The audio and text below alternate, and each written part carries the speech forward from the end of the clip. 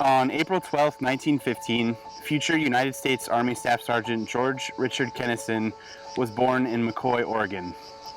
This seems like a boring way to introduce the world to Sergeant Kennison, but finding out his birth date and hometown took me about 6 months. George's story is like that.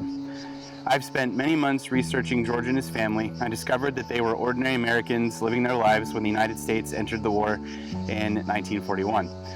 Like many families in the Pacific Northwest, the Kennisons moved frequently looking for work. When George entered the military in 1942, he was living with his parents in Spokane, Washington, just blocks away from his brothers and their families.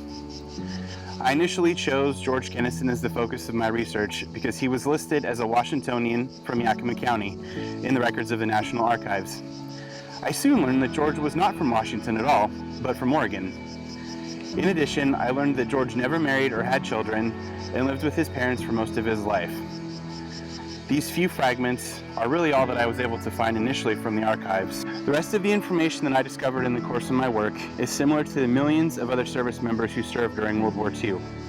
The big picture perspective that historians sometimes take in the history books do not give people like George much, if any, attention.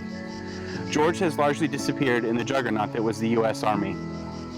Although he would not live to see the significance of the date, George's plane, the Victoria Vixen, was shot down by enemy flak on a bombing run near the harbor in Genoa on June 4, 1944, the day the Americans liberated Rome. However, this is not George's whole story. George was a real person.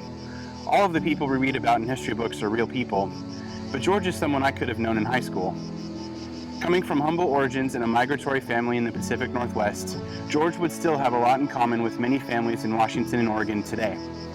George was very dedicated to his family. The Kennisons moved together as a unit, and none of the Kennison brothers were ever very far from their parents or siblings. The correspondence between George's father and the Army show a grief-stricken parent who wanted to do right by his son and make sure that he was properly laid to rest. That same dedication that George showed his family and his country was reciprocated as both worked to put George to rest here in Florence. George has taught me many things during the course of this program. George made the ultimate sacrifice and gave what President Lincoln called the last full measure of devotion. George made his sacrifice to defend our freedoms. Our responsibility, my responsibility, is to make sure that his sacrifice is not forgotten.